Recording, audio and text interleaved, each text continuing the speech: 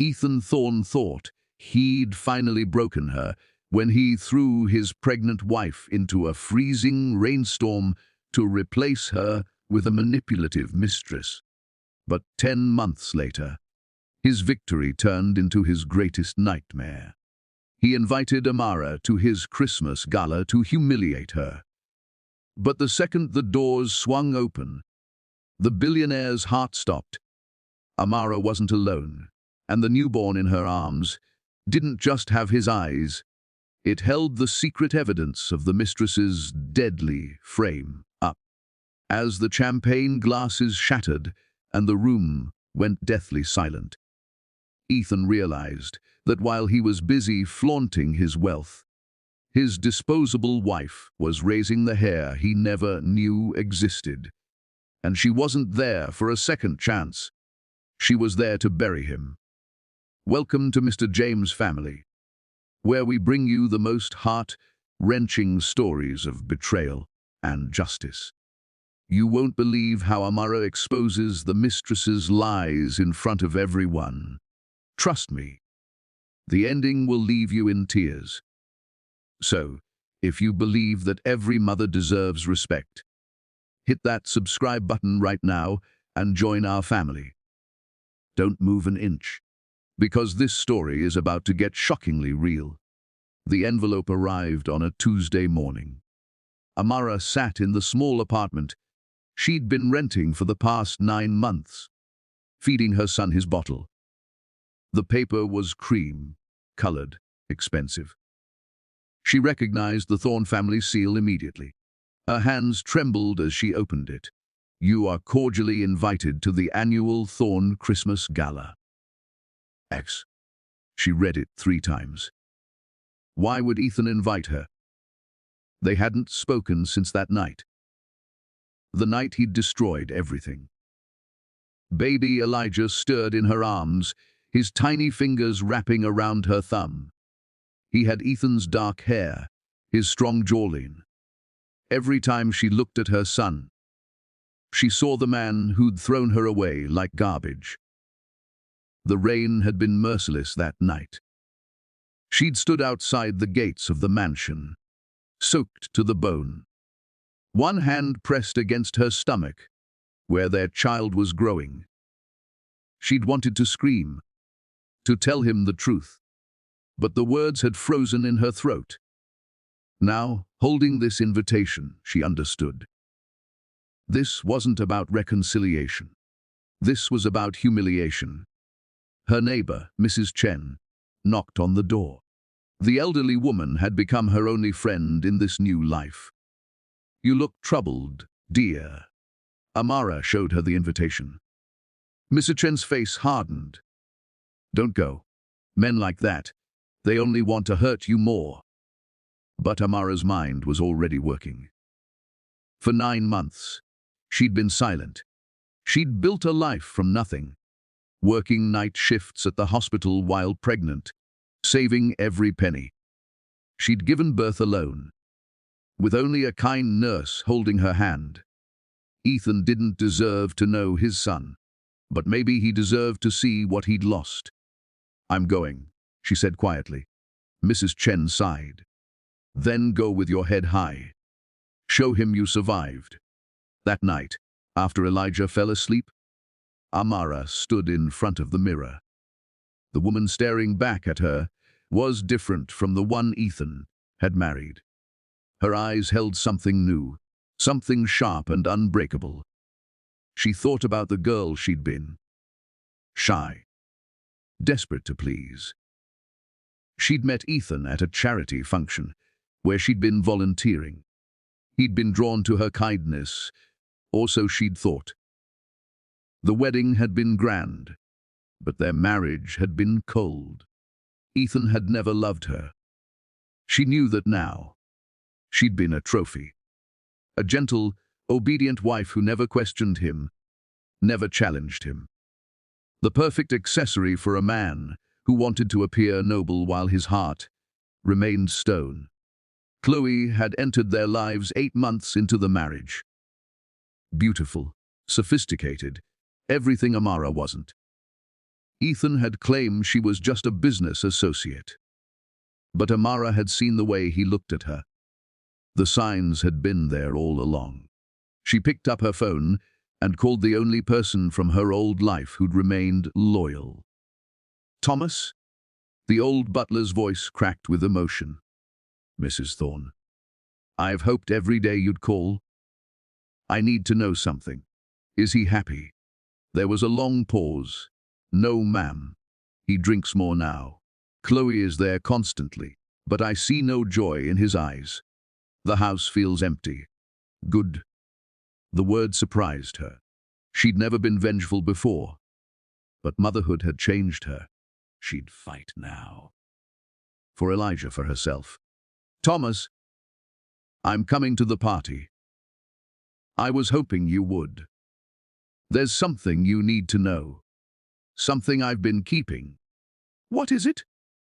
"Not over the phone, but Mrs. Thorne, when you come, I'll give you the truth. The whole truth about that night." After they hung up, Amara walked to Elijah's crib. Her son slept peacefully, unaware of the storm coming. She'd tried so hard to tell Ethan about the pregnancy that night. She'd come home from the doctor's office with the ultrasound photo in her purse, her heart full of hope. Maybe a baby would soften him. Maybe it would bring them together. Instead, she'd found him in the library with Chloe. They weren't touching, but the intimacy between them was unmistakable. Then the accusations started. The watch. The voice recording. Things she'd never seen, never said.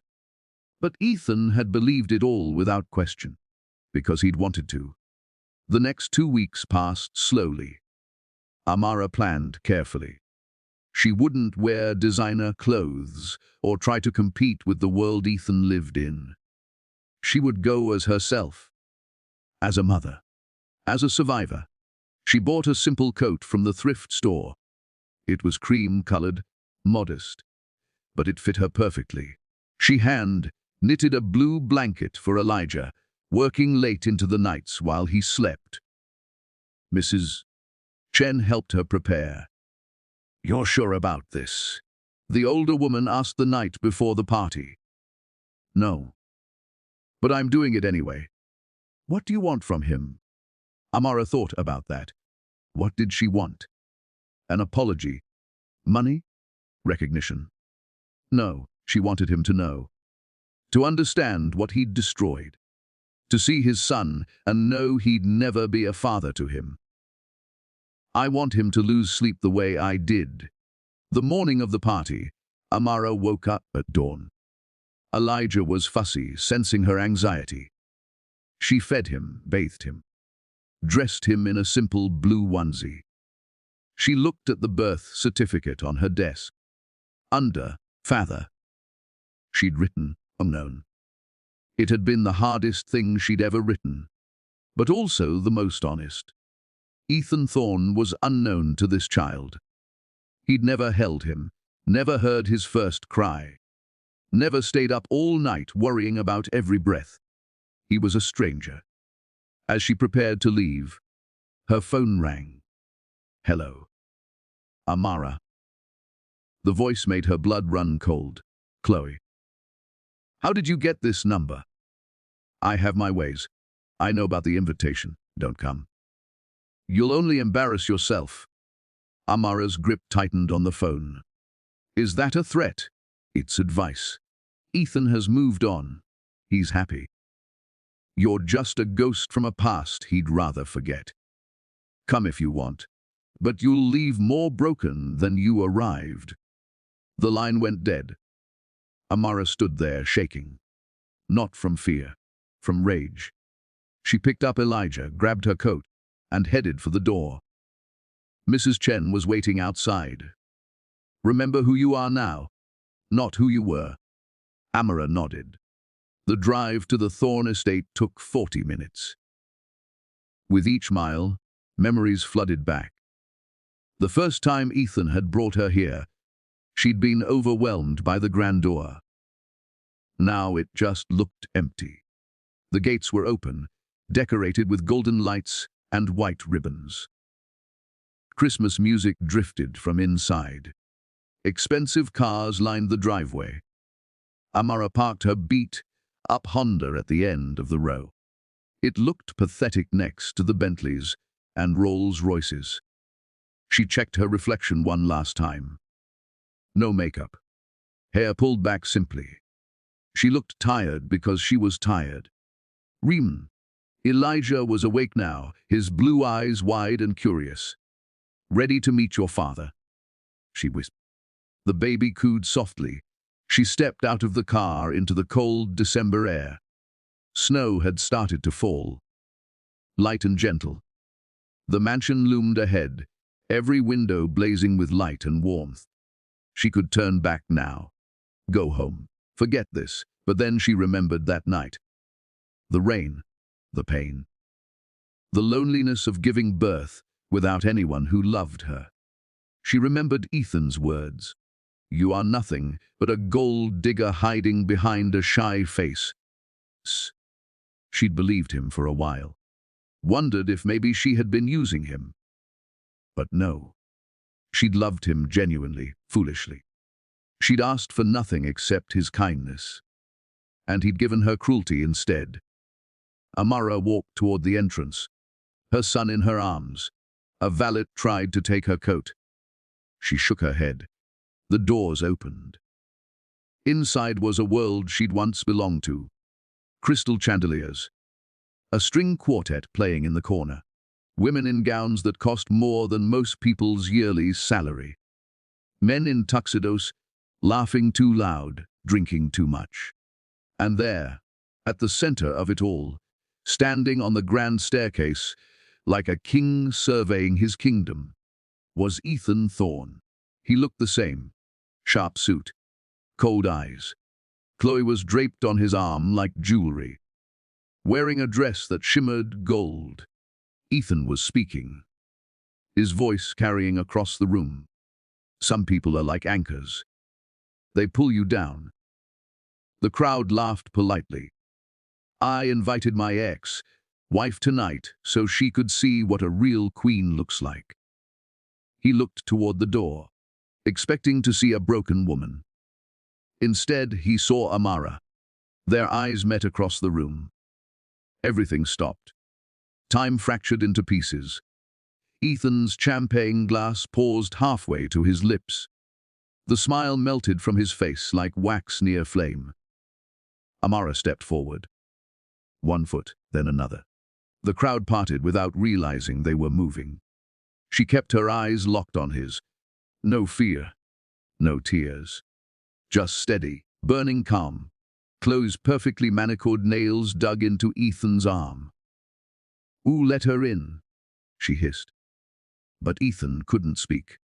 His throat had closed, because in Amara's arms, wrapped in a simple blue blanket, was a baby. The guests began to whisper. The sound grew like wind before a storm. Amara walked through the center of the ballroom. Her shoes were worn. Her coat was secondhand. But she moved like royalty, chin high, shoulders back. She stopped 10 feet from the staircase. Ethan descended slowly, each step heavy. Chloe tried to follow, but he shook her off without looking. His eyes were fixed on the bundle in Amara's arms. "What is this?" His voice came out rougher than he intended. Amara shifted the baby slightly. Elijah was awake now, staring at the lights above with wide, curious eyes. "This," she said quietly, "is consequence." The room held its breath. Ethan moved closer. Against his will, his eyes dropped to the child. The baby turned his head, and Ethan saw it. The dark hair, the shape of the nose, the exact shade of blue in those tiny eyes that he saw every morning in the mirror. His heart stopped. "New." The word escaped before he could catch it. "Yes." Ethan's mind raced backward. 10 months ago, that night. The rain. Amara had been trying to tell him something. He remembered now. She'd kept reaching for him, her lips forming words he wouldn't hear. "You're lying." But his voice shook. "You're with someone else. You left me for another man." Amara's laugh was sharp and bitter, a sound he'd never heard from her before. "I left. You threw me out, Ethan. In the middle of a storm. Do you even remember?" He did. God help him, he did. He remembered her standing at the gates, drenched, one hand pressed to her stomach. He'd thought she looked ill. Weak. Now he understood. "If this is my child, why didn't you tell me?" The guests pressed closer, not even pretending to give them privacy anymore. This was better than any scripted drama. Real pain, real chaos, happening right in front of them. Amara reached into her coat pocket with her free hand.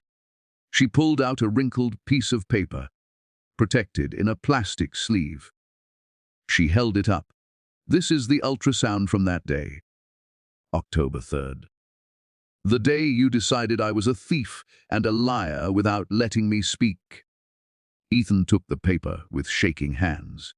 The date was there, clear, undeniable, 10 months ago. And there, a tiny shape, his son, growing inside the woman he'd destroyed. "I tried to tell you." Amara's voice cracked for the first time. "I came home from the doctor so happy, so scared. I thought maybe this would change things between us. Maybe you'd finally see me." "Amara." He reached for her. She stepped back. "Don't. You don't get to touch me anymore. You lost that right when you chose to believe her over me." She pointed at Chloe, who stood frozen on the staircase, her face pale beneath expensive makeup. Ethan turned. Something in his chest twisted. He'd trusted Chloe. She'd been the one who found the watch. Who'd played him the recording? Who'd held him while he raged about betrayal? "Tell him," Amara said, her voice gaining strength. "Tell him what you did." Chloe's eyes darted around the room, looking for escape. "I don't know what she's talking about.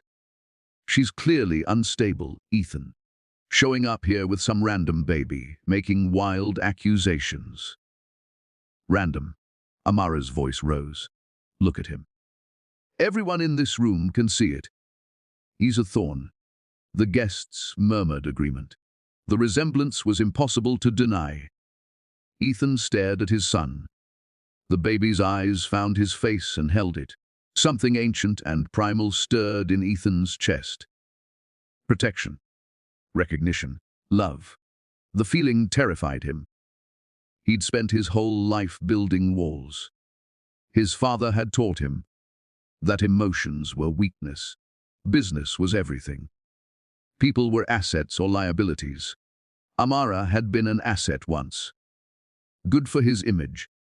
Charitable, kind, the perfect counterbalance to his ruthless reputation. But somewhere along the way, she'd become something else. Something that made him uncomfortable. She'd looked at him with actual love. Expected real intimacy, wanted to know his fears and dreams. So he'd pushed her away. Kept her at arm's length, and when Chloe offered him an easy escape, he'd taken it. Now his son was staring at him like a mirror to a future he'd thrown away. "How did you survive?" The question came out broken. Amara's eyes hardened again. "You don't get to know that. You don't get to know anything about us." Was. The word hit him like a fist. That didn't include him. "I worked night shifts at the hospital. Pregnant, alone, terrified. I gave birth with strangers around me because you made sure I had no one." Each word was a knife. "I didn't know," Ethan whispered. "You didn't ask. You didn't care. You wanted me gone. So you made me gone." The old butler, Thomas, appeared from the edge of the crowd. Ethan had forgotten he was even there. The man who'd served the Thorne family for 40 years walked forward slowly, his face grave. "Mr. Thorne, there's something you need to see." Ethan turned. "Not now, Thomas."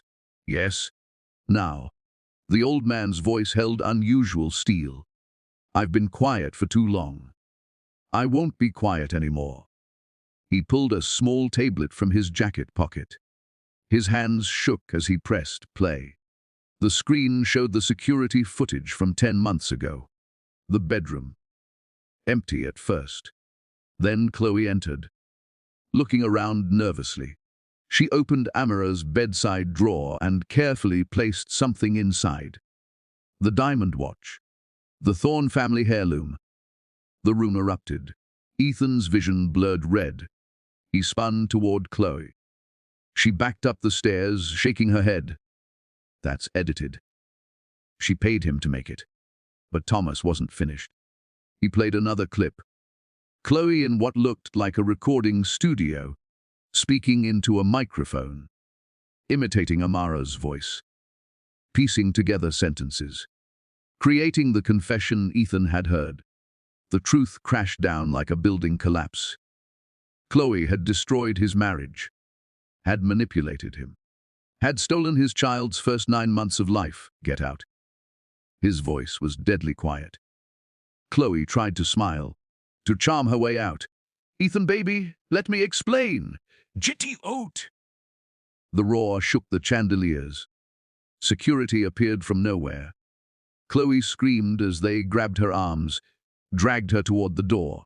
Her designer dress caught on the banister, tearing. "You'll regret this. You're nothing without me. Now tide." The doors slammed shut behind her. Silence filled the space she'd left. Ethan turned back to Amara.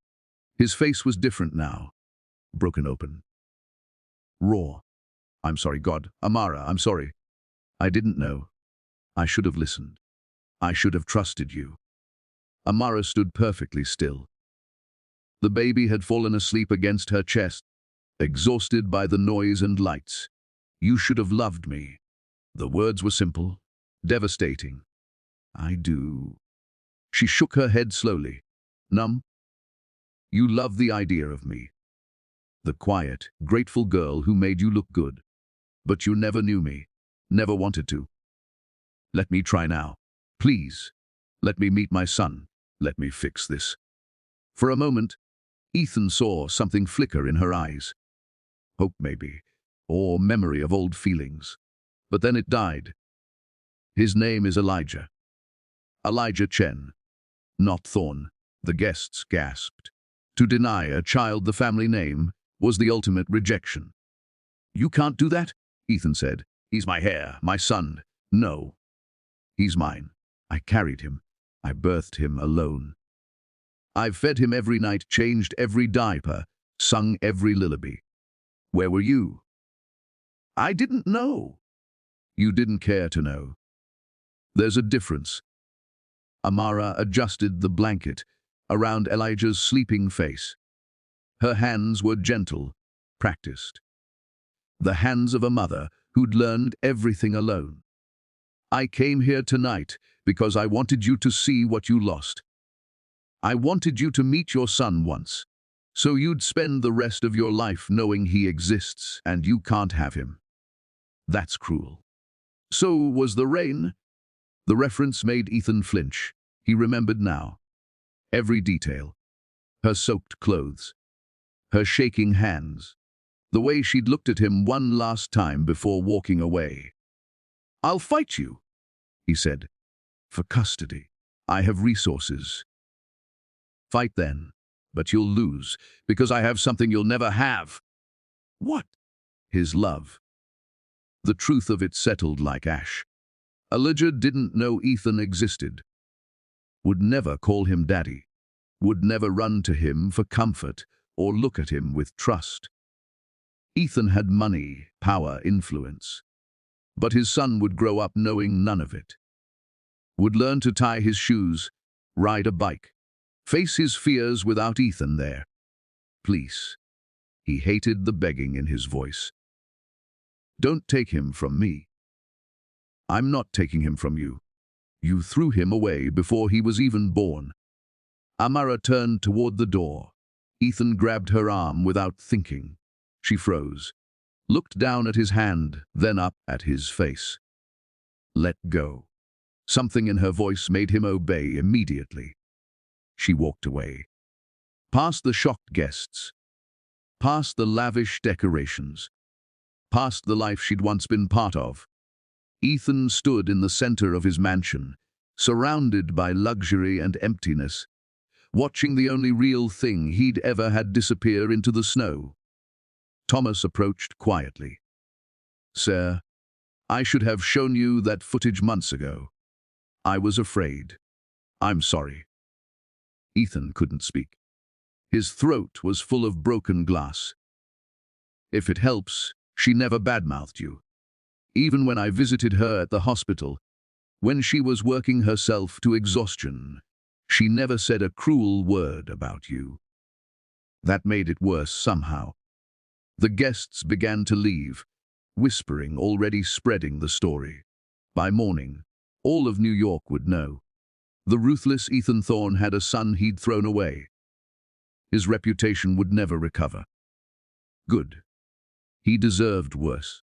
Ethan walked to the window and watched Amara's old car pull away. Inside his chest, something he'd thought was dead began to wake up. It felt like pain, like regret, like love, too late. Ethan didn't sleep that night. He sat in his study, the ultrasound photo on the desk in front of him. October 3rd. The date branded itself into his brain. He'd been in Tokyo that day. A merger. Billions at stake. He'd closed the deal and celebrated with expensive scotch, while Amara sat in a doctor's office, alone, staring at a screen showing their son's heartbeat. The door opened. Thomas entered with coffee Ethan wouldn't drink. "The guests are gone, sir. The staff has cleaned up." Ethan didn't respond. He was looking at his phone, at the birth certificate Amara had photographed and left on the hall table before she left. A parting gift, or a final wound. Elijah Chen, born April 15th, father unknown, unknown. He'd built an empire. His name was on buildings across 3 continents. But to his own son, he was nobody.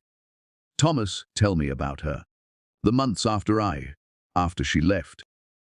The old butler sat down slowly, something he never did in Ethan's presence. It spoke to how broken they both were. She lived in a shelter for the first 2 weeks. Then she found that apartment in Brooklyn. Worked at Mount Sinai Hospital, cleaning rooms, doing laundry.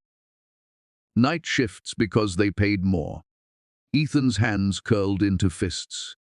She was 7 months pregnant when I first visited her. I'd tracked her down, worried. She was so thin, sir. Exhausted, but she smiled when she saw me. Asked about the house, about you. Stop. No, sir. You need to hear this. She went into labor early. Alone in that apartment. Mrs. Chen called the ambulance. 19 hours of labor. No family, no husband. Just nurses who pitied her. Ethan stood abruptly, knocking his chair backward. I said stop. Thomas stood too, his old eyes blazing. "You need to know what your pride cost. She almost died, Mr. Thorne. The baby was breech. They had to do an emergency procedure. She was terrified and alone and calling your name. The words hit like bullets. She called for me. Even after everything, even in her worst moment, she wanted you there." Ethan's legs gave out.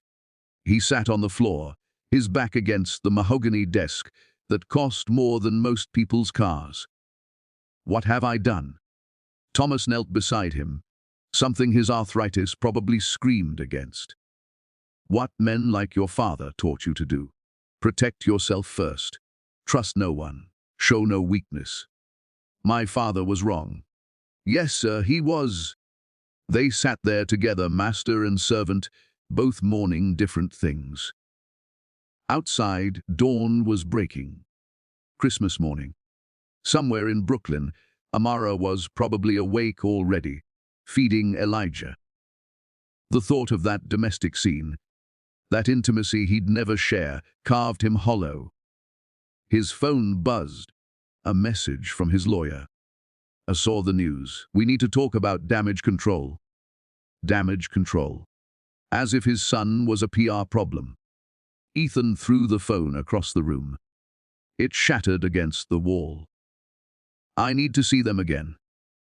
Thomas shook his head. She won't let you near that boy. Not after tonight. Then I'll make her. I'll use every resource I have. She can't keep my son from me. You'll only prove her right about you. The truth of it stung. What do I do then? Just accept it. Never know my own child. If you can. How? Thomas stood with difficulty. That's not for me to say. But I know this. The Ethan Thorne who throws money at problems won't win her back. You need to become someone different. Someone worthy of that boy. After Thomas left, Ethan pulled out his laptop. He searched for Amara's address, found it easily. The apartment building looked run, down in the Google Street View. Graffiti on the walls, broken security gate. His son was living there, in that place, while Ethan sat in a mansion with 12 bedrooms. The rage he felt wasn't at Amara. It was at himself. He made a decision. 3 days later, Amara was walking home from the grocery store, Elijah strapped to her chest, when a black SUV pulled up beside her. Her heart jumped. She walked faster. The window rolled down. Ethan sat in the back seat, looking like he hadn't slept in days. Please, just talk to me. Go away. 5 minutes. That's all I'm asking. You're asking for more than you gave me that night. The car crawled along beside her as she walked. I know what I did. I know I can't undo it. But he deserves better than this. Amara stopped, turned. Her eyes were fire. Better than what? A mother who loves him. A home that's small but safe. Don't you dare. I meant better than one parent. He deserves both of us. He has me. That's enough. Isaac, can you give him everything alone? Education, opportunities, security. I'm giving him something you never could. Real love. Ethan flinched but pressed on. I've set up an account. For him. Enough to move somewhere better. To stop working those night shifts. Amara laughed, harsh and sharp. You think this is about money? You think you can buy your way into being a father? No. I think my son should be living in a building with broken locks and drug dealers on the corner. She moved so fast he barely saw it coming. Her hand cracked across his face. The driver started to react, but Ethan held up a hand. I deserve that. You deserve worse. Amara adjusted Elijah, who'd started to fuss. Automatically, she swayed, soothing him. The practiced motion of a mother, who'd done this 1,000 times alone. Don't follow me again. Don't send money. Don't contact me. You wanted me gone. You got your wish. I was wrong. Yes, you were. But being wrong doesn't give you a second chance. She walked away. This time, the SUV didn't follow. Inside, Ethan sat in silence. His cheeks still stung, but the pain felt right, deserved. Where to? Sir, the driver asked. The office. Work had always been his escape. But when he got there, sitting in his corner office overlooking the city, he couldn't focus. Every document reminded him of what he'd lost. His assistant knocked. Thorne. There's someone here to see you. She doesn't have an appointment, but she says it's urgent.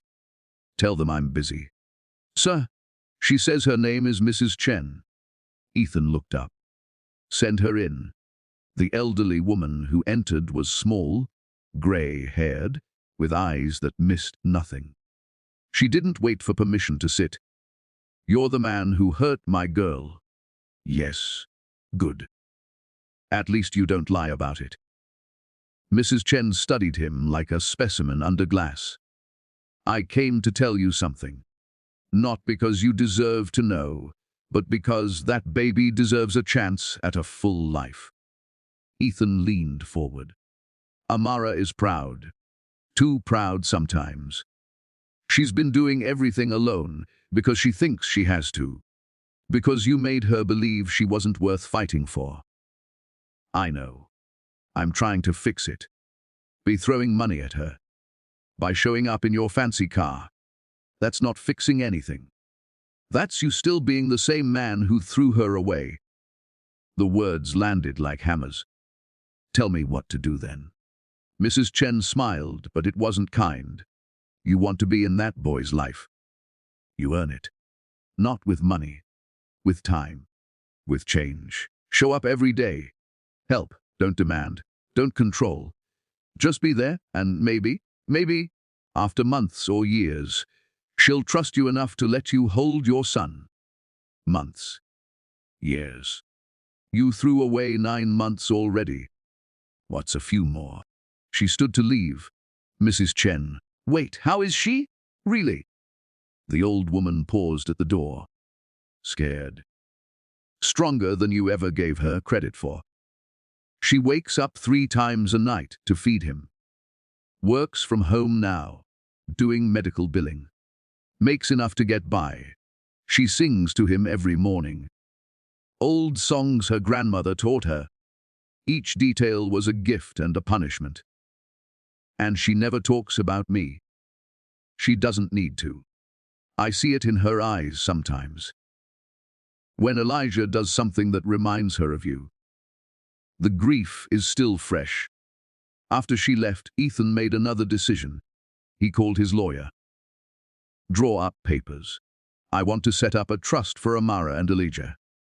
Anonymous. She can't know it's from me.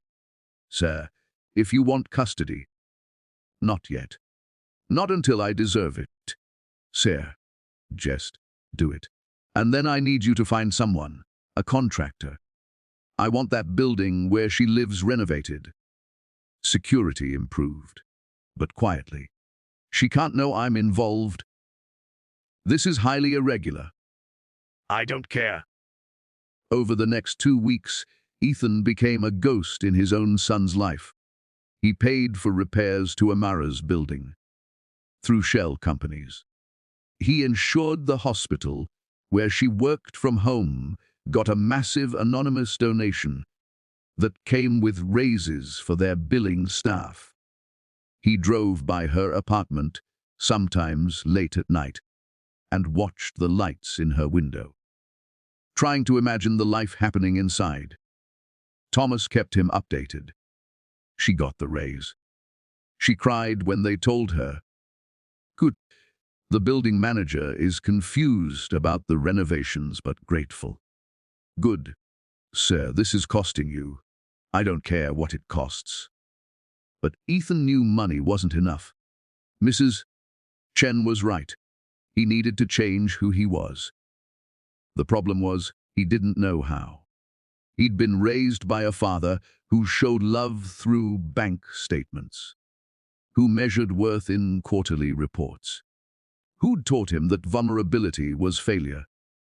How did you undo 35 years of that programming? On New Year's Eve, Ethan sat alone in his mansion while fireworks exploded over the city.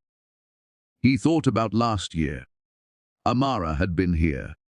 They'd watched from the balcony together, not touching, barely speaking. He'd been texting Clue the whole time. The memory made him sick. His phone rang. Unknown number. Hello. It's me. Amara's voice was quiet. His heart stopped. Are you okay? Is Elijah? We're fine. I needed to ask you something. Why are you doing this? She knew.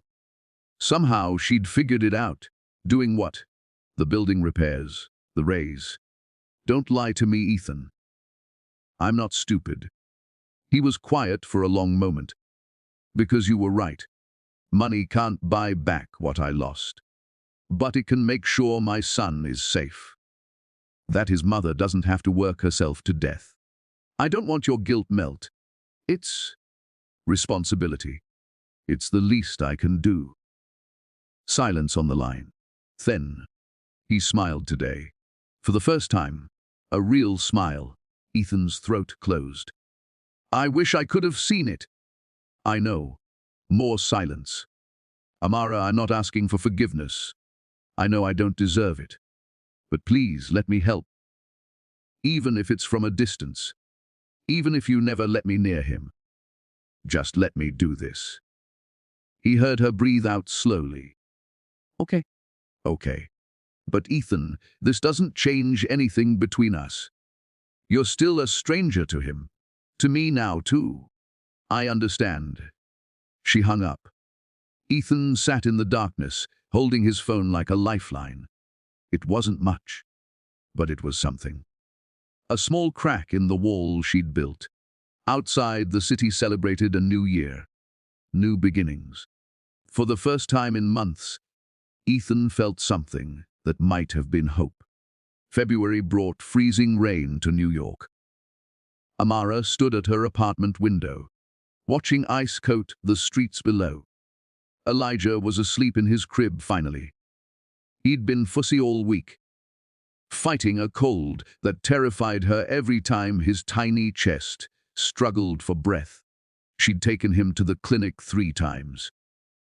Each visit cost money she didn't have, even with the raise. Her phone buzzed. A text from an unknown number. Thomas gave me this number. Please don't be angry with him. I heard Elijah is sick. Can I help? She deleted it without responding. But 10 minutes later, another message. I'm not trying to interfere. I just want to know he's okay. Her fingers hovered over the keyboard. She shouldn't respond. Every interaction was a crack in her armor. He has a cold? We're managing. The reply came instantly. Has he seen a specialist? I can arrange. No. Stop. We're fine. She turned off her phone, but the worry gnawed at her. Elijah's breathing sounded wrong. Raspy. The clinic doctor had said to watch him. Come back if it got worse. What if it got worse in the middle of the night? What if she couldn't get him help in time? A knock at the door made her jump. Through the peephole she saw a woman.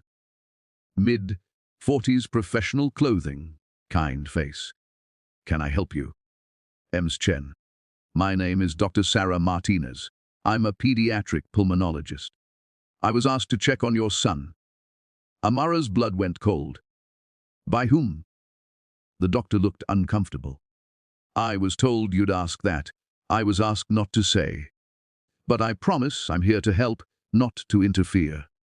No charge. Just a quick check to make sure the little one is breathing okay. I don't need charity. It's not charity.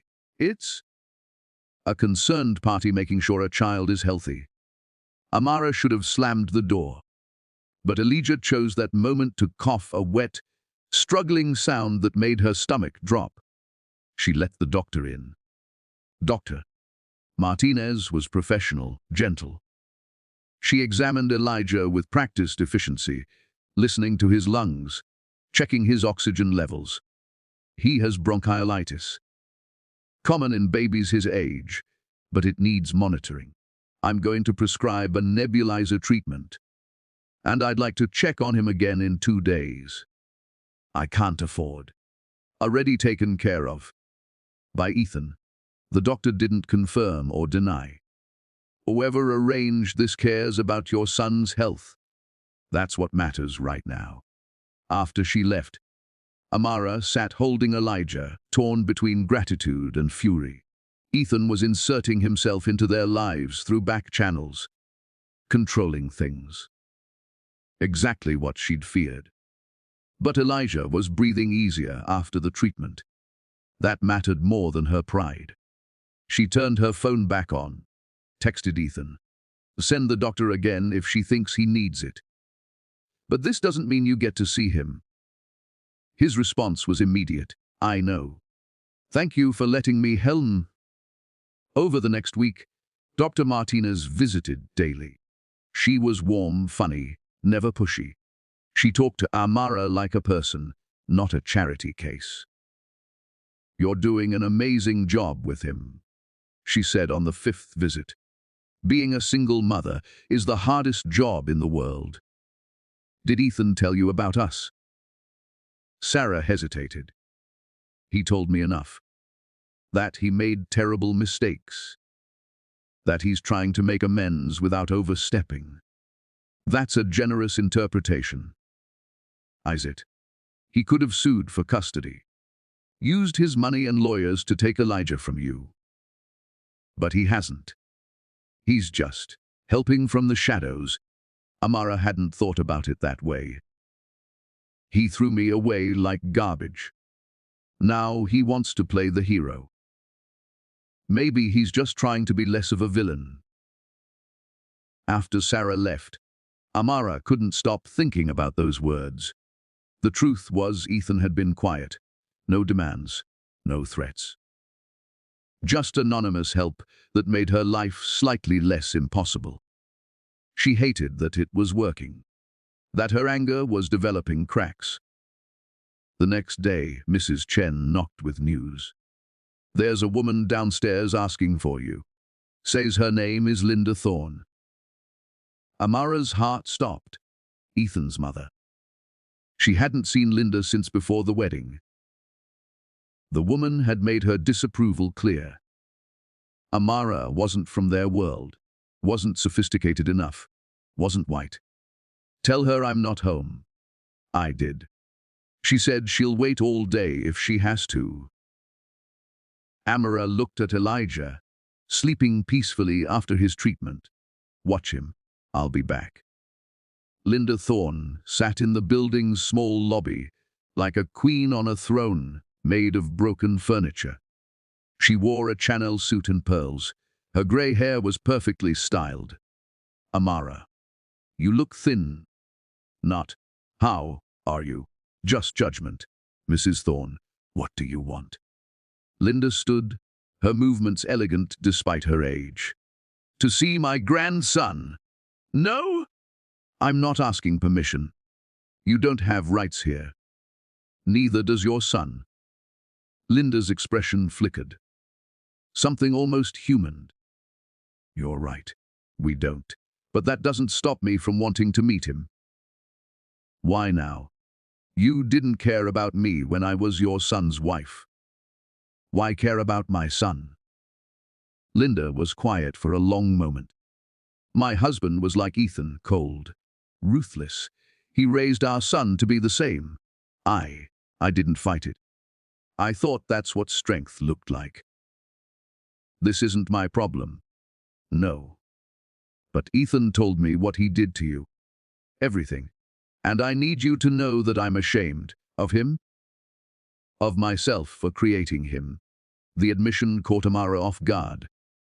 Linda stepped closer. I'm not here to make excuses. I'm here because I'm a grandmother now, and I've already missed 9 months. I don't want to miss more. You want me to just forgive your family, let you all in. I want to earn the right to know that boy, however long it takes. Amara studied her. Linda's eyes were the same blue as Elijah's. As Ethan's, she saw genuine regret there. One visit. Supervised. If you upset me or push boundaries, you're gone. Linda nodded, accepting the terms. Upstairs, Mrs. Chen had Elijah awake. The baby was in a good mood, cooing at the ceiling fan. Linda froze in the doorway when she saw him. Oh, the word came out broken. He looks just like Ethan did. She didn't move forward. Didn't reach for him. Just stood there, tears streaming down her carefully made-up face. May I hold him? Amara hesitated, then nodded. Linda's hands shook as she took Elijah. She held him like he was made of glass. "Hello, sweet boy. I'm your grandmother. And I'm so sorry I wasn't there when you were born." Elijah grabbed her pearl necklace, fascinated by the shine. Linda laughed, a sound of pure joy. They sat together, an awkward triangle. Linda, Amara, and Mrs. Chen. 3 women from completely different worlds, connected by one baby. "He has your mouth," Linda said to Amara. "And your courage, I suspect." "What do you mean?" "Surviving what my son put you through. Raising this child alone. That takes more strength than Ethan was ever shown." The compliment was unexpected. "Did Ethan send you?" "God, no. He doesn't know I'm here. He'd probably try to stop me. Thinks he has to do this all himself. Prove something." "What is he trying to prove?" Linda looked at her directly. "That he's capable of change. Of being better than his father. Than me? Is he?" "I don't know yet. But he's trying. I've never seen him try before." Elijah started to fuss. Amara took him back, began the automatic, soothing rhythm. Linda watched with obvious longing. "You're a natural mother." "I didn't have a choice. It was learn or fail him." "Still, many women with every advantage fail their children. You're doing it alone with nothing, and he's thriving." The words settled something in Amara's chest. Validation she didn't know she needed. "Mrs. Thorne." "Linda." "Please." "Linda, why are you really here?" The older woman folded her hands in her lap. "Because I lost my chance to be a good mother. I was cold to Ethan, taught him to value things over people. Now I have a grandson, and I want to be better for him than I was for my son.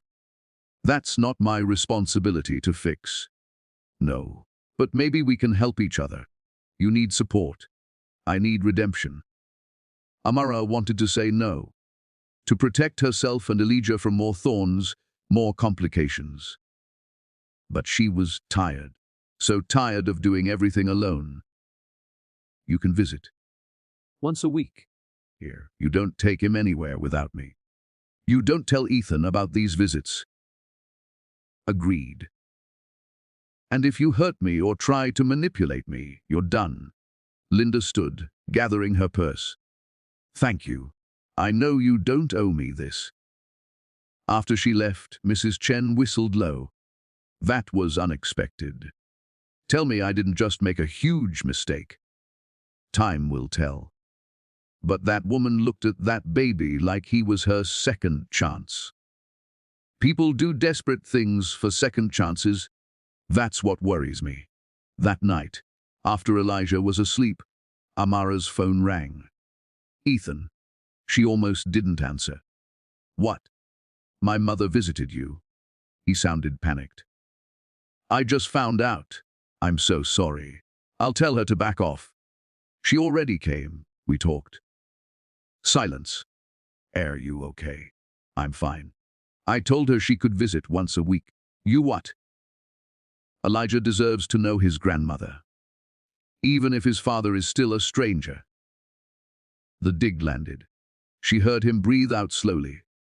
"Thank you for giving her a chance." "I'm not doing it for you." "I know. Still. Thank you." She should hang up.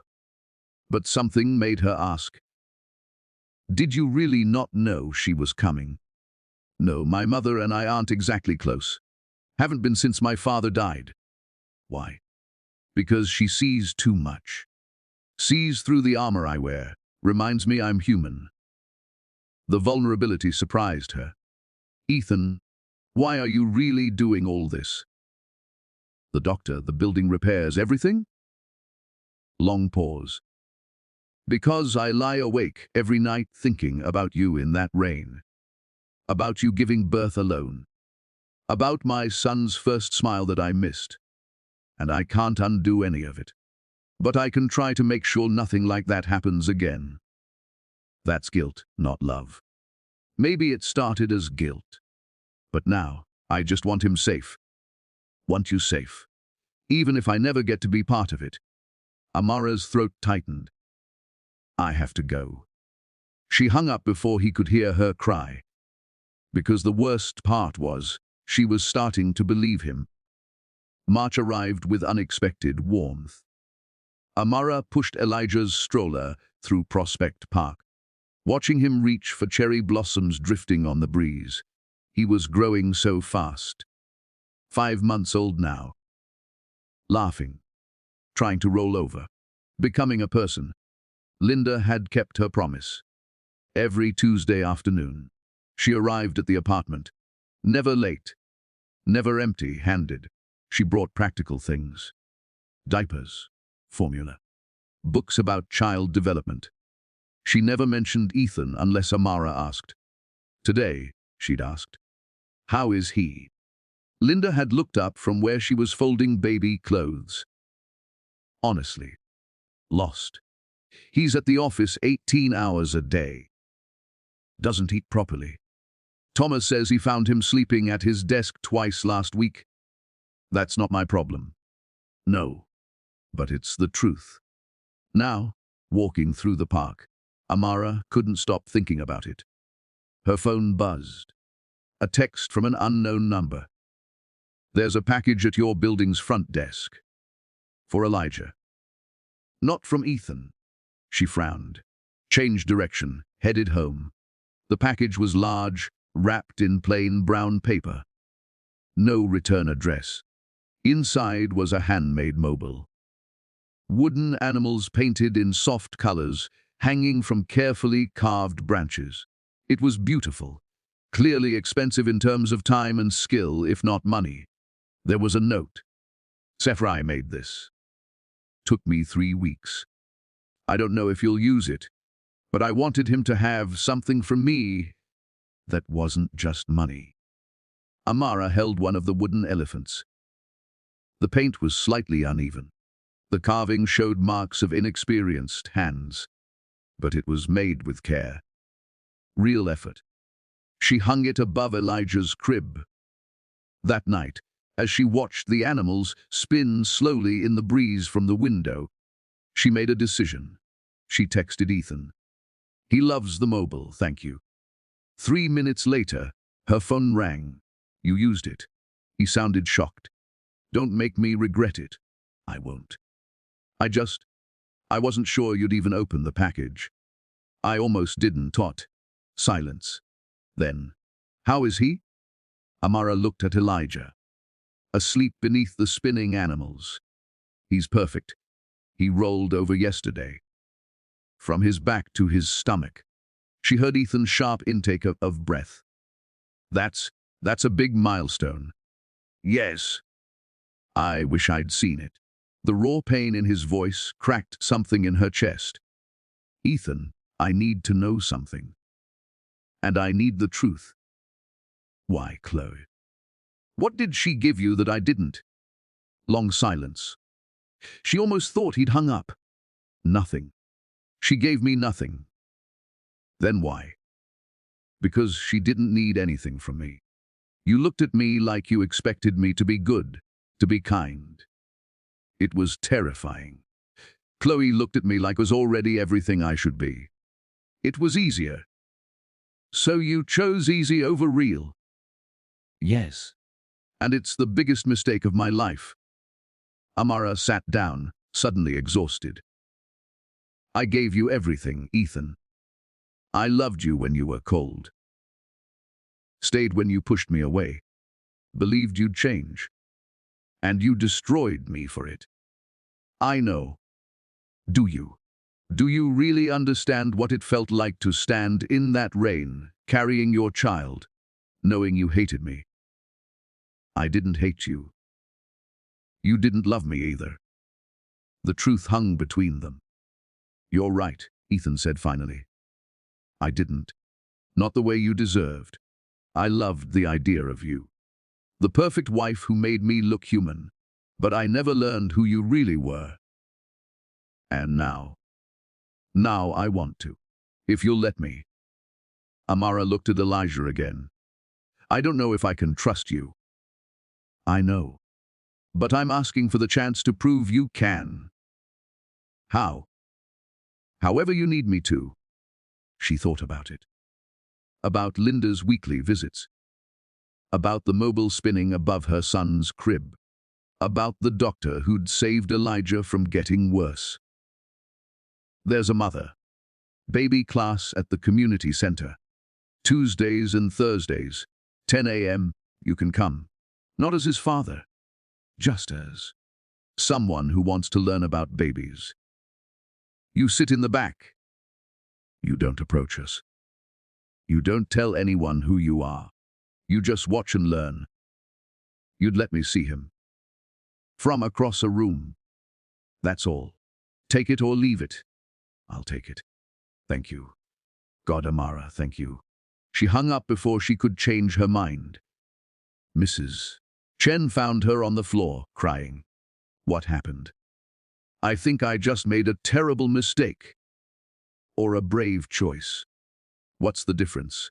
The old woman smiled. Time will tell. Thursday morning. Amara arrived at the community center with Elijah. She scanned the room nervously. Ethan sat in the back corner, wearing jeans and a plain sweatshirt. She'd never seen him in anything but suits.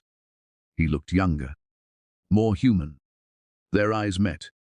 He didn't smile, didn't wave, just nodded once. The class was about tummy time and motor development. Amara spread Elijah on a mat with the other babies. He kicked his legs, delighted by the other children. She could feel Ethan's eyes on them. Not creepy, just watching, learning.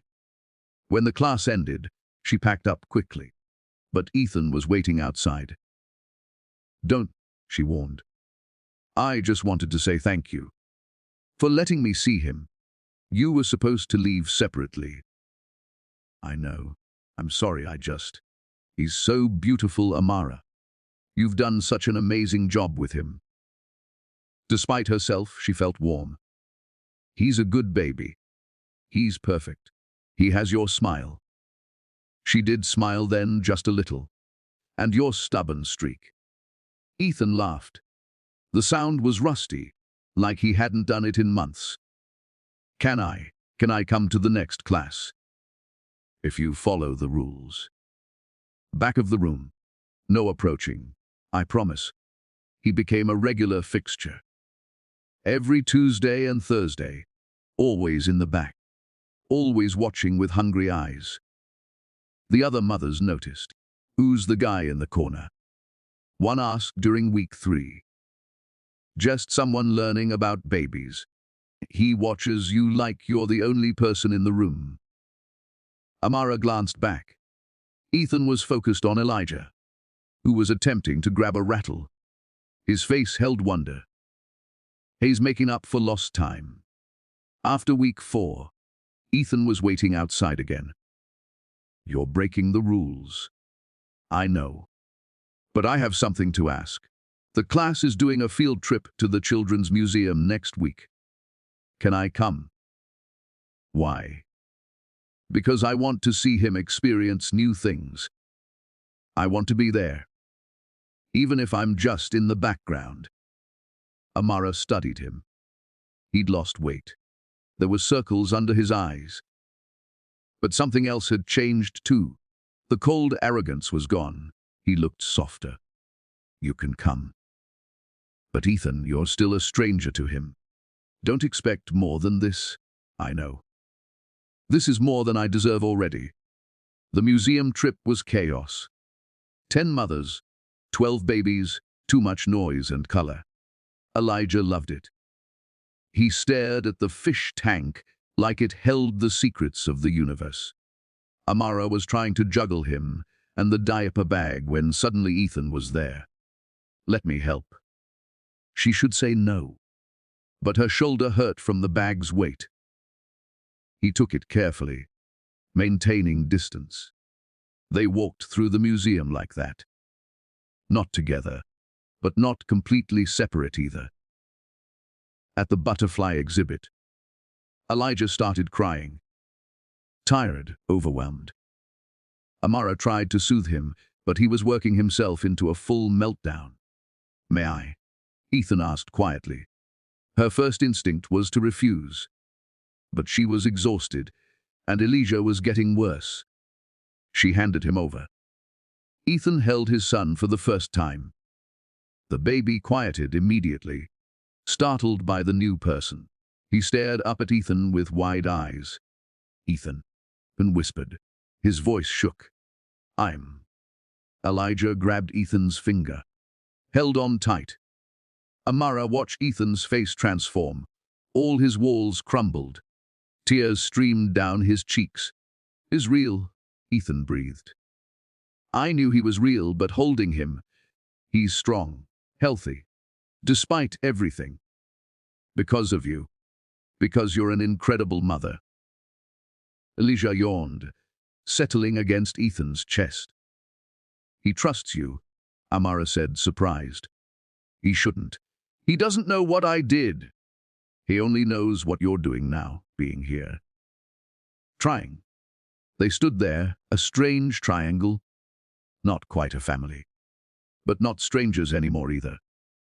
Later, after Elijah was back in his stroller and asleep, they sat on a bench outside. "Thank you," Ethan said, "for letting me hold him. Don't make me regret it." "I won't." "Amara, I know I don't have the right to ask, but can I do this more? The classes, the visits. Can I be part of his life? Even just the edges." She wanted to say no, to protect herself from the hope building in her chest. But she'd seen his face when he held Elijah. That wasn't performance. That was love. "You can come to the classes, and maybe Sunday mornings. At the park, we walk there every week. I'll be there. But Ethan, this doesn't mean we're okay. You and me. You hurt me in ways that don't just heal." "I know. I'm not asking for us. I'm asking for him." She nodded. "Then for him, you can try." Sunday, Ethan met them at Prospect Park. He brought coffee for Amara and a new board book for Elijah. They walked together. Not touching, but together. "Tell me about him," Ethan said. "Everything I missed." So she did. The birth. The first night home. The first smile. The way Elijah hated baths but loved ceiling fans. Ethan listened like every word was precious. What's his favorite song? Summertime. The Ella Fitzgerald version. My grandmother used to sing it. Sing it for me. What? I want to know what he hears every day. Amara felt vulnerable, but she sang softly. The old lullaby her grandmother had sung to her. Ethan closed his eyes, listening. When she finished, he was crying again. "I'm sorry. I just keep thinking about all the nights you sang that alone. All the times you needed someone, and I'd made sure you had no one. Stop apologizing. Just be better." "I'm trying." "I know. I see it." That admission cost her. But it was true. She did see it. The effort. The change. They sat on a bench, Elijah between them in his stroller. A family that wasn't quite a family. "Amara, I need to tell you something." Her guard went up. "What?" "My company is launching a new foundation. For single mothers. Housing assistance, childcare, job training. I want you to help me run it." "What?" "You know what it's like. You've lived it. Your voice matters. And I want to do something good with all this money I've hoarded. This is another way to control things." "No. It's a way to help people like you. People I failed." She studied him. "I'll think about it." "That's all I ask." As spring deepened, they fell into a rhythm. Classes twice a week, park walks on Sundays. Slowly, carefully, building something new. But Amara's heart remained guarded, because the worst betrayal leaves scars that don't fade, and she wasn't sure she'd ever trust him enough to let those walls come down. April brought rain again. Amara stood at her window, watching water streak the glass. The memory of that other rainy night still lived in her bones. Elijah was 6 months old now, sitting up on his own, babbling constantly, reaching for Ethan whenever he saw him. That was the problem. Her son was bonding with his father, and she didn't know how to feel about it. The doorbell rang. She checked the peephole, surprised. It was Ethan. Unscheduled. She opened door, ready to be angry. But he looked wrecked. What's wrong? Can I come in? She hesitated, then stepped aside. Ethan stood in her small living room, dripping rainwater onto her second-hand rug. He held an envelope. I need to show you something. And after you see it, you'll probably never want to see me again. Her stomach dropped. What is it? He handed her the envelope. Inside were medical documents. DNA test results. You tested him. You had no right. No, not him. Me. These are genetic screening results. My doctor insisted on them for insurance purposes. I don't understand. Ethan sat down heavily on her couch. There's a genetic condition in my family. Hypertrophic cardiomyopathy. It killed my father at 52. There's a 50% chance I have it. And if I do, there's a 50% chance Elijah inherited it. The world tilted. What does that mean? It means his heart could be fine, or it could fail without warning. Usually in teenage years or early adulthood. Amara's legs gave out. She sat on the floor. Why are you telling me this now? Because I found out 2 weeks ago. I've been trying to figure out if I should say anything. But you deserve to know. He needs to be monitored, tested. And I'm the reason he might be at risk. She looked at the papers again. The medical jargon blurred. Does he need to be tested now?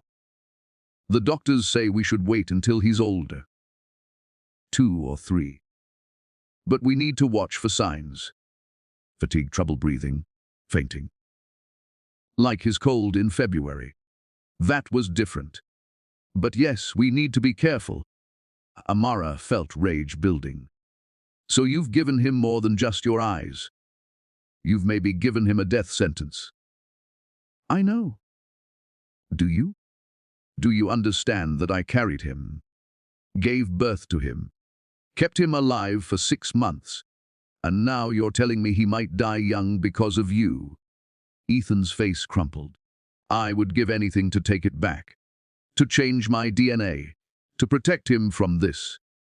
But you can't. None? She stood, needing distance. Get out! Amara! Get out! You come here, drop this bomb, and think what? That I'll comfort you. Tell you it's okay. I came because you deserve to know. I'll arrange the best cardiologists, pay for everything. Make sure he gets the best care. I don't want your money. I want my son to be healthy.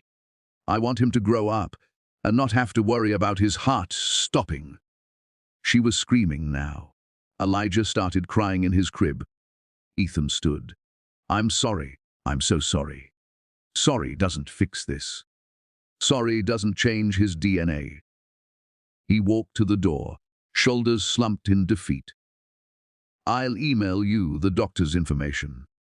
There's a specialist at Columbia who's the best in the country. I've already made an appointment for next month. You don't have to see me. I'll pay through Thomas. Just please, make sure he's monitored. After he left, Amara picked up Elijah and sobbed into his soft hair. Mrs. Chen found them an hour later. happened? Amara explained through tears. The old woman held them both. This is not punishment. This is just life. 50% chance means 50% chance he's fine. And if he's not, then we deal with it. But you don't destroy yourself over maybes. That night, Amara couldn't sleep. She watched Elijah breathe, terrified each breath might be harder than the last. She researched the condition obsessively. Some people lived full lives with it. Others died suddenly, without warning. Her phone buzzed at 2 a.m. Ethan. I can't sleep. I keep thinking about him. About this being my fault. She should ignore it. But her fingers moved anyway. It's not your fault. You didn't choose your genetics. VI chose to have a child without thinking about consequences. We both did. Long pause. How is he? Sleeping. Breathing fine. Being perfect and breakable, like his mother. She stared at those words. I'm not breakable anymore. You made sure of that? No. You made sure of that. You survived me. That's incredible strength. She didn't know how to respond. Amara, regardless of what happens with us, I need you to know something. What? You're the best mother he could have. If he does have this condition, he'll need someone strong to help him through it. And that's you. Tears blurred her vision. Stop being nice to me. I'm trying to stay angry. You have every right to be angry. At me. At genetics. At the universe. I'm mostly just scared. Me too. The admission surprised her. Ethan never admitted weakness. We'll get through this. Whatever the tests show. If you'll let me, I want to be there. For every doctor's appointment, every test, every moment. Not because it's my right, but because he shouldn't face this alone. And neither should you. She closed her eyes. Okay. Okay. You can come to the specialist appointment. But Ethan, if you fall apart in there, I can't handle it. I need you to be strong. I will be. I promise. The next morning, Linda called. I heard about the test results. How? Ethan told me. He's devastated. I wanted to check on you. Amara sank into a chair. I don't know how to do this. How to stay calm when inside I'm screaming. The same way you've done everything else. One moment at a time. What if he has it? What if I lose him? Then you'll have loved him completely for whatever time you have. But don't bury him before he's even been tested. The wisdom cut through Amara's panic. Did you know about the family condition? Linda was quiet. Yes. It's why I only had one child. I was terrified of passing it on. My husband had it but didn't know until late. He refused to be tested, refused to admit weakness. It killed him. And Ethan has refused testing until now. Too much like his father. So he didn't know when we... No. He found out because his new doctor insisted. He could have hidden it from you. But he didn't. That meant something. The weeks until the appointment crawled by. Ethan showed up to every class, every park walk. But something had shifted between them. They were united now. Not by love, but by fear for their son. The night before the appointment, Amara couldn't sleep again. Her phone rang. I know it's late, Ethan said. I just needed to hear your voice. I'm terrified. Me too. What if they tell us he has it? Then we make sure he has the best life possible. Every treatment, every specialist, everything he needs. What if that's not enough? Then we love him anyway. Completely. The way I should have loved you. The confession hung between them. Ethan. I know this isn't the time. But I need you to know. Watching you with him these past months, seeing your strength, your love, your grace, I understand now what I threw away. Don't. I loved you, Amara. I just didn't know how to. My father taught me that love was weakness, that caring too much gave people power over you. So I kept you at arm's length, and I lost everything that mattered. She wiped her eyes. You can't just say that now, when we're both broken and scared. I'm not asking for forgiveness. I'm just telling the truth. You deserve to be loved completely, and I failed you. Yes, you did. If I could go back. But you can't. None of us can. Silence. Tomorrow, when we go to that appointment, we go as Elijah's parents. Nothing more. I understand. Good. But after she hung up, she sat in the darkness, heart pounding. Because somewhere in the past months, something had shifted. She didn't trust Ethan. Not completely. But she didn't hate him anymore either. And that was terrifying in its own way. The morning of the appointment, Ethan picked them up in a regular car. No driver, no luxury. You drove yourself. Didn't feel right showing up in a limo to find out if our son might die young. Our son, he'd said, it so naturally. The specialist's office was calm, professional. Dr. Patel was a woman in her 50s with kind eyes and steady hands. She examined Elijah thoroughly while Amara and Ethan stood on either side of the exam table. Their hands almost touched twice. He looks healthy, Dr. Patel said finally. Strong heartbeat, good color, normal development. But, Amara prompted. But we won't know for certain without genetic testing. Given the family history, I recommend we test within the next year. The earlier we know, the better we can plan treatment if needed. And if he has it, Ethan asked. There are medications, lifestyle modifications. Many people with HCM live long, full lives. But I won't lie to you, it's serious. It requires monitoring. Amara felt dizzy. Ethan's hand found hers. She should pull away. But she needed the anchor. We'll do whatever he needs, Ethan said firmly. Dr. Patel smiled. That's clear. He's lucky to have parents who care so much. Parents. Plural. They scheduled the genetic testing for Elijah's first birthday. Gave themselves time to process, to prepare. In the parking lot, Amara finally let herself break down. Ethan pulled her into his arms without asking. She should push him away. But she was so tired of being strong alone. It's going to be okay. Ethan whispered into her hair. Whatever happens, we'll make sure of it. You can't promise that. None. But I can promise I'll be there. Every step, every treatment, every scary moment. She pulled back, looking up at him. Why now?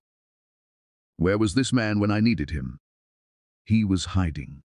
From himself, from real feeling, from everything that mattered. But I'm not hiding anymore. I don't know if I can believe you. Then let me show you. For however long it takes. Elijah babbled from his car seat, oblivious to the adult pain around him. Amara wiped her eyes. Take us home. On the drive, Ethan's phone rang. He glanced at it and his face went hard. What? Chloe. She's been trying to reach me for weeks. What does she want? I know. I've ignored every call. Maybe you should find out. He looked at her, surprised. You want me to talk to her? I want you to close that chapter completely, so she can't come back and destroy things again. Ethan nodded slowly. Put the phone on speaker. What do you want? Chloe. The voice that came through was syrupy sweet. Ethan, darling, I've missed you. I think we should talk. I made mistakes, but we were good together. You know we were. Amara watched Ethan's face, waited to see if any part of him still wanted that woman. No, Chloe. We were convenient together. You used me. I allowed it because it was easier than being real. That's not fair. You planted evidence.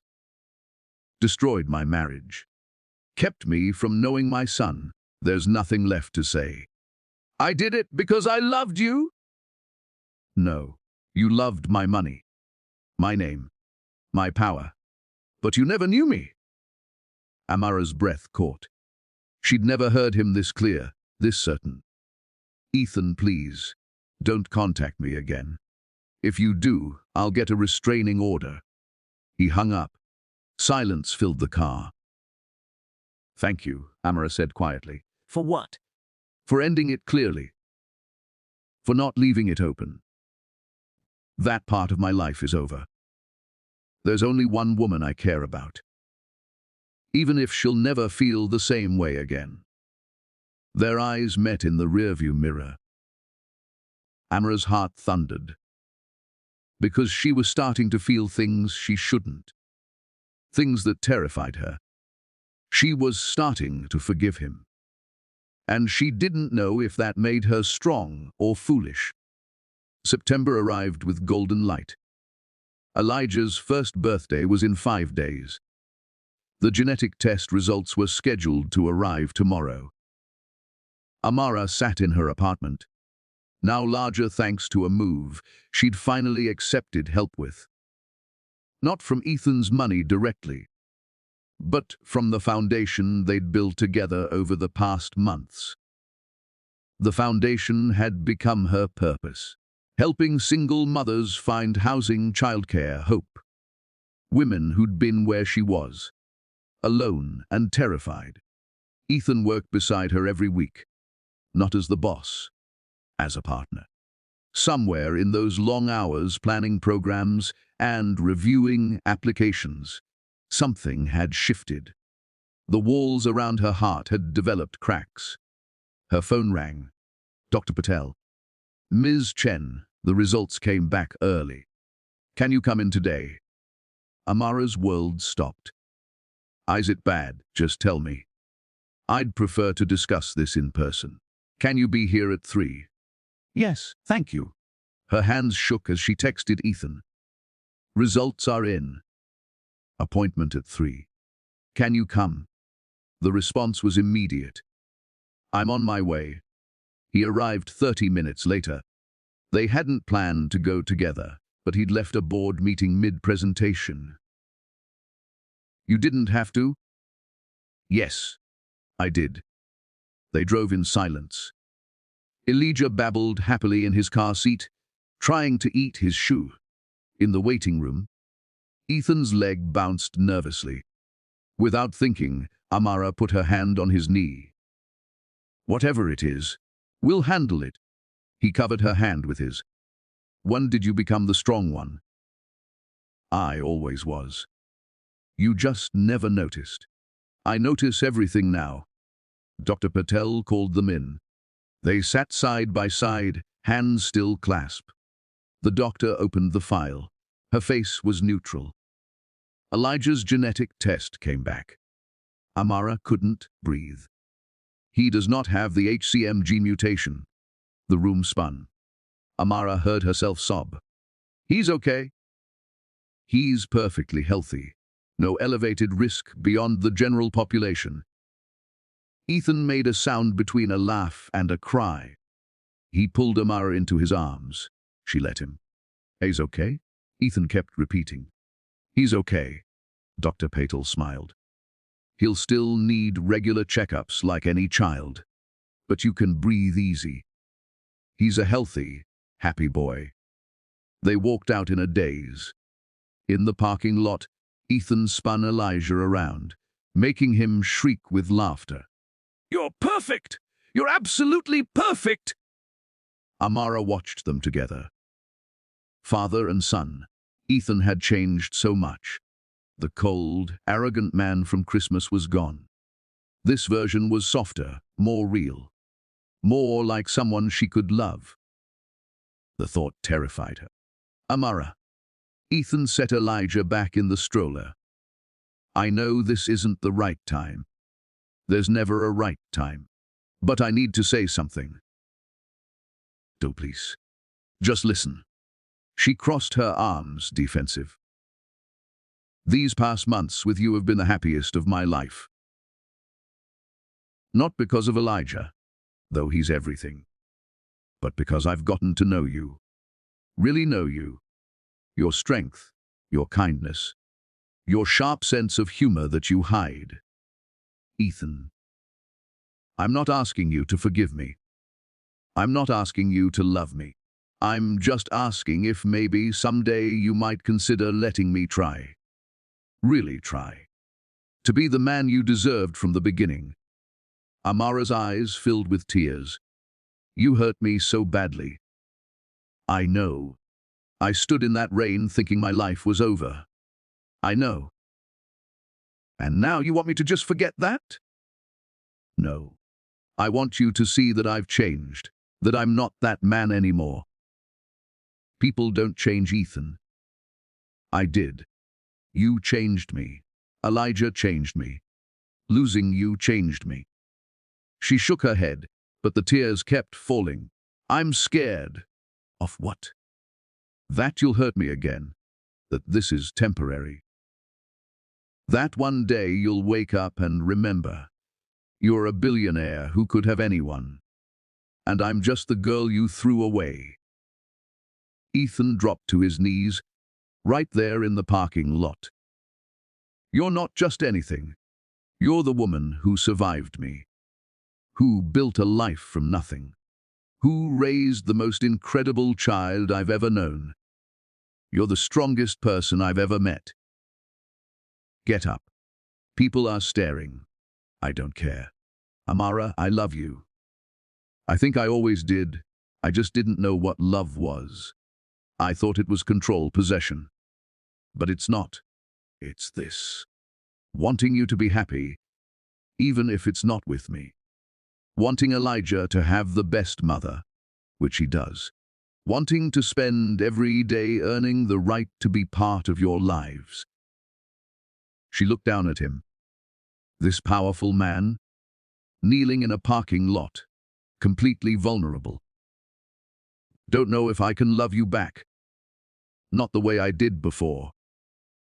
I don't want you to love me the way you did before. That girl loved someone who didn't exist. I want you to love the real me.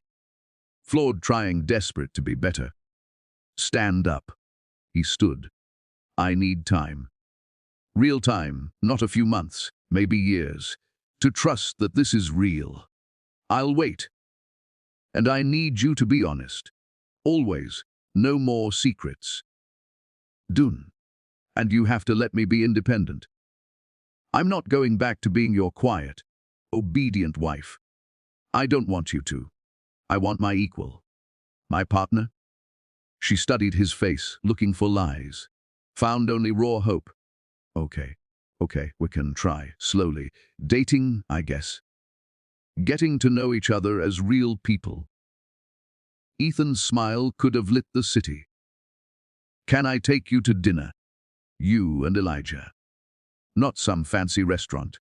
Somewhere normal. The diner by your old apartment. She was surprised he knew it. I used to drive by there, hoping to see you through the window. That's creepy. I know.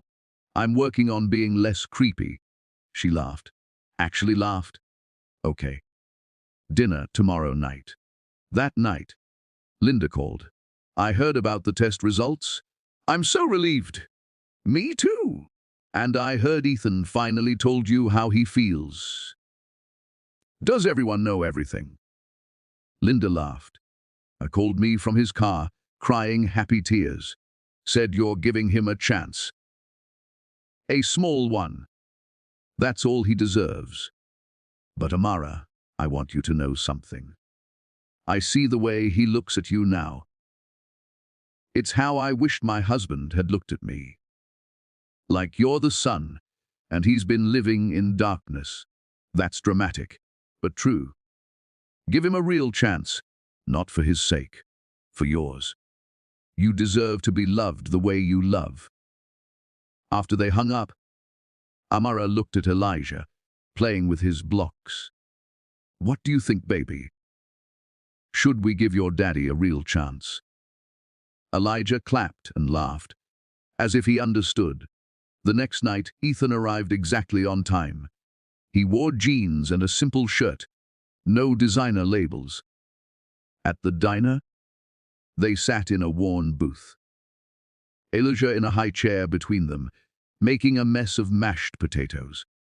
This is nice, Ethan said. It's a greasy diner. It's real. I spent so many years in places that weren't real. Perfect restaurants with perfect people having perfectly empty conversations. And now I just want this. You. Him, bad coffee and good company. The waitress, an older woman named Betty, came by. This your family? She asked Amara. Amara hesitated. Ethan answered. We're working on it. Betty winked. He's a keeper if he shows up for the messy stuff. After she left, Amara smiled. The messy stuff. I want all of it, the 3 a.m. feedings, the tantrums, the boring afternoons. Everything I missed. You can't get that time back. I know. But I can be here for what's coming. Over terrible coffee and surprisingly good pie, they talked. Really talked. About their childhoods, their fears, their dreams. I never wanted to be like my father, Ethan admitted. But I became him anyway. Cold, controlling, emotionally unavailable. What changed? I held my son for the first time, and I realized I had a choice. Be the father I had or be the father he deserves. And which are you choosing? The second one. Every day. Even when it's hard. Amara reached across the table. Took his hand. I see you trying. I want you to know that. His eyes glistened. That means everything. They walked home through the September evening. Elijah asleep in his stroller. At her building, Ethan didn't try to come up. Thank you for tonight. It was just dinner. It was hope. He leaned down slowly, giving her time to pull away. When she didn't, he kissed her forehead, respectful.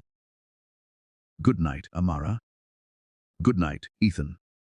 She watched him walk away.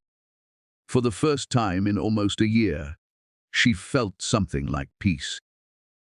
The next few weeks fell into a pattern. Dinner twice a week. Park walks on Sundays. Ethan helping with bath time, learning how to change diapers properly, reading bedtime stories in his deep voice that made Elijah laugh. Slowly, carefully, they built something new. On Elijah's first birthday, they threw a small party. Mrs. Chen, Linda, Thomas, a few mothers from the class. Ethan gave Elijah a rocking horse he'd carved himself. It was beautiful, slightly imperfect, made with love. You made this. Watched YouTube videos for weeks. Almost lost a finger twice. Amara traced the smooth wood. It's perfect. Like him. They sang Happy Birthday. Elijah smashed cake into his hair. Everyone laughed. Linda pulled Amara aside. You've given my son something I never could. A reason to be human. He's doing the work himself. Because you're worth the work. As the party wound down, Amara found Ethan on the balcony. You okay? Just thinking about last year, where we all were. Lot has changed. Are you happy? He asked. Really happy? She thought about it. I'm getting there. Can I be part of that? The getting there. She looked back inside where Elijah was laughing with his grandmother. You already are? Ethan turned to her, hopeful. Amara, I know we're taking this slow, but I need you to know my endgame. Witches. This family. You, me, Elijah. Maybe more kids someday if you want. Growing old together. Being real together. That's a lot to promise. I'm not promising. I'm hoping. There's a difference. She stepped closer. I'm hoping too. That you stay this version of yourself. That you don't wake up one day and regret choosing the hard path. Being with you isn't hard. It's the easiest thing I've ever done. Liar. I'm stubborn and difficult, and brilliant and beautiful, and the love of my life. She inhaled sharply. You can't just say things like that. Why not? They're true. Because I'm starting to believe you. Could... He pulled her close. Not demanding, just offering. She let herself lean into him. I'm still angry sometimes, she whispered. You should be. And I still have nightmares about that night. I'm sorry. I'll spend the rest of my life being sorry. I don't need sorry anymore. I need you to keep being this person. I will. I promise. She pulled back to look at him. Then ask me. Ask you what? What you've been wanting to ask for weeks. Ethan's breath caught. Amara Chen, will you let me take you on a real date? Just the two of us? Yes. And will you maybe, possibly, consider eventually forgiving me enough to build a real future together? She smiled through tears. Ask me again in a year. I will. Every day until you say yes. Inside, Elijah called for her. Ma. But for the first time, he also said something new. Data. They both froze. Rushed inside. Elijah stood in his playpen, holding onto the rails, looking at Ethan. Data, he said again. Clear as day. Ethan's knees buckled. He dropped down beside the playpen. Yes, I'm Dada.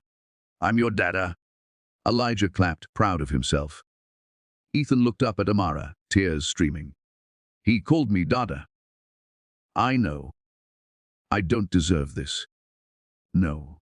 But you're earning it. That night, after everyone left, Amara stood over Elijah's crib. The mobile Ethan had made spun slowly above. Your daddy loves you, she whispered. And I think I might be falling in love with him again. The real him this time. Elijah slept peacefully, unaware of the miracle happening around him. Behind her, Ethan's voice was soft. I brought him a bottle for his nighttime feeding. If that's okay, she turned. He stood in the doorway, uncertain. It's okay. Come in. He sat in the rocking chair. Amara handed him their son. Slowly. Support his head. Like this. Perfect. She watched them together. Ethan's large hands cradling their baby. Elijah's complete trust. The picture of what they could have been all along. Amara? Yeah. Thank you. For giving me this chance. I know I didn't earn it. You're earning it now. Every day. He looked up at her. I love you. Both of you. More than I knew I could love anything. She knelt beside the chair. Put her hand over his. I know, and someday soon, I'll be able to say it back. I'll wait. You keep saying that. Because it's true. I'll wait forever if that's what it takes. Elijah finished his bottle drowsy. Ethan burped him expertly. Another skill learned through patient practice. Together, they put him in his crib. Stood side by side, watching him sleep. He's going to have a good life, Ethan said. I'll make sure of it. We'll make sure of it. He looked at her, surprised. Where are his parents? Both of us. Took you long enough to earn it. But you're here now. Ethan pulled her into his arms. This time, she wrapped hers around him too. "I won't let you down again." "I know. Because if you do, I won't give you a third chance." "Fair." They stood there, holding each other, watching their son breathe. Outside, New York glittered with possibility. Inside, a family that had been shattered was slowly, carefully, putting itself back together. Not the same as before. Better. Built on truth instead of pretense. On partnership instead of control. On love that had been tested and survived. Amara pulled back slightly. "Ethan." "Yeah, stay. Tonight. Sleep on the couch, in case Elijah wakes up and wants his data." His eyes widened. "You mean it? Don't make me regret it." "Won't? I promise." That night, for the first time in over a year, Amara slept peacefully, knowing that if Elijah cried, she wouldn't be alone. That someone else loved their son as fiercely as she did. And when Elijah did wake at 2 a.m., it was Ethan who got up, who warmed the bottle, who sang softly in the darkness. Amara listened from her room, smiling. They had a long way to go. Years of rebuilding trust, of learning to be partners instead of strangers. But they had time. They had their son. They had hope. And sometimes, that was enough to build a future on. In the morning, Amara woke to voices in the kitchen. She found Ethan making breakfast, Elijah in his high chair, both of them covered in flour. "One made pancakes," Ethan said sheepishly. "Well, we tried." The kitchen was a disaster. The pancakes were burnt. Elijah had batter in his hair. It was perfect. "Next time," Amara said, grabbing a towel. "Maybe wait for me before attempting cooking." "Next time," Ethan repeated, his smile brilliant.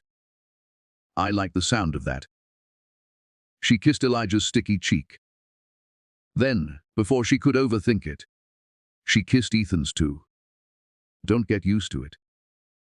Too late. They cleaned up together, chaotic and laughing. A family learning each other, building something new from the broken pieces of what had been. And outside, the September sun rose over a city full of second chances, lighting the way forward for three people who'd found their way back to each other. Not through perfection, but through pain transformed into growth. Not through forgetting, but through forgiveness earned moment by moment. Not through going back, but through building something better going forward. Together. Finally, truly, together.